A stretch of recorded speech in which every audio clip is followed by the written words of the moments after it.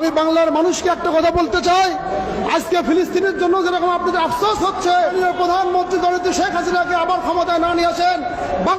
আসসালামু আলাইকুম রহমতুল্লাহ। প্রিয় দর্শক, বাংলাদেশের সুন্নি গ্রুপ যে আওয়ামী লীগের দোসর, ফ্যাসিবাদের দোসর, তার একটা প্রমাণ ভিডিও ক্লিপস আমাদের হাতে আসে। চলেন আপনাদেরকে ভিডিও ক্লিপসটি দেখায় নিয়ে আসি। আমি বাংলার মানুষকে একটা কথা বলতে চাই, আজকে ফিলিস্তিনের জন্য যেরকম আপনাদের আফসোস হচ্ছে, যদি আপনারা আগামী জাতীয় সংসদ নির্বাচনে মাননীয় প্রধানমন্ত্রী দরিদ্র শেখ হাসিনাকে আবার ক্ষমতায় না নিয়ে আসেন, বাংলাদেশ ফিলিস্তিনের মতো এরকম অবস্থা হবে। প্রিয় দর্শক, এই ভিডিও ক্লিপস থেকে আপনারা স্পষ্ট হলেন যে সুন্নিরা বিগত 15 বছর ধরে অবৈধ আওয়ামী লীগ সরকারের আমলে সর্বোচ্চ সুযোগ সুবিধা ব্যবহার করেছে। সারা বাংলাদেশে তারা ওয়াজ মাহফিল থেকে শুরু করে ওরস থেকে শুরু করে সব কিছু তারা করেছে। তারা সর্বোচ্চ সুযোগ পেয়েছে। এই জন্য তারা আওয়ামী লীগের চাটুকারি দালালি করবে, এটাই স্বাভাবিক ব্যাপার। এরা যে আওয়ামী লীগপন্থী, ফ্যাসিবাদপন্থী, এটা স্পষ্ট।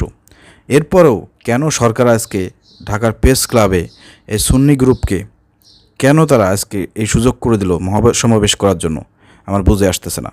যেহেতু সরকারের কাছে তথ্য ছিল যে আওয়ামী লীগের, ছাত্রলীগ, যুবলীগের সন্ত্রাসী বাহিনী এই সুন্নিদের মধ্যে ঢুকে এবং তাদের সাথে পরিকল্পনা করে ওই টুপি পরে, পাঞ্জাবি পরে, সুন্নি সেজে তারা যে এই সমাবেশে করতেছে, এটা কিন্তু সবার কাছে স্পষ্ট।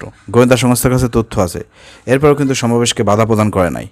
এটা কিন্তু একটি অশনি সংকেত।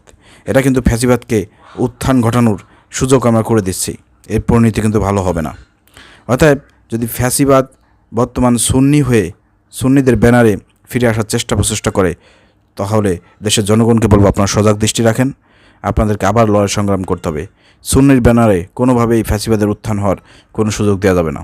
দরকার হলে পরে সরকারের উচিত সুন্নি যেসব বক্তা আছেন, সুন্নি যেসব লোকজন আছেন যারা আওয়ামী লীগ ফ্যাসিবাদের বিরুদ্ধে কাজ করেছে অথবা বিরোধী, তাদেরকে নিয়ে বসেন। সুন্নিদের মধ্যে কারা আওয়ামী লীগের ফ্যাসিবাদের দোষর আছে, তাদের বিরুদ্ধে আইনানুগ ব্যবস্থা গ্রহণ করুন। না হলে কিন্তু আওয়ামী লীগ, ছাত্রলীগ, যুবলীগ তারা সন্ত্রাসী রূপে, সুন্নি রূপে যদি আবার ফিরে আসে, তাহলে দেশের মধ্যে একটা বিশৃঙ্খলা সৃষ্টি করবে, দেশকে অস্থিতিশীলতা এবং বিভিন্ন সময় বিভিন্ন অপকর্মের সঙ্গে লিপ্ত থাকবে। অতএব এসব বিষয়ে দেশের জনগণকে, দেশের সরকারকে সজাগ দৃষ্টি রাখতে হবে এবং সেই অনুযায়ী ব্যবস্থা গ্রহণ করতে হবে। এর জন্য আমি জোর দাবি জানাচ্ছি। ভিডিও শেয়ার করে দেবেন। আসসালামু আলাইকুম রহমতুল্লাহ।